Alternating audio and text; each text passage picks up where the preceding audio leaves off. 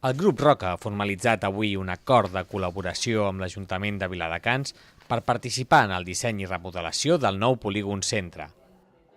L'alcalde i el gerent de la multinacional han estat els encarregats de signar aquest conveni que s'emmarca dins el programa de suport a les empreses i d'impuls econòmic i social anomenat Viladecans & Co. Portem aviat farà 100 anys en aquest municipi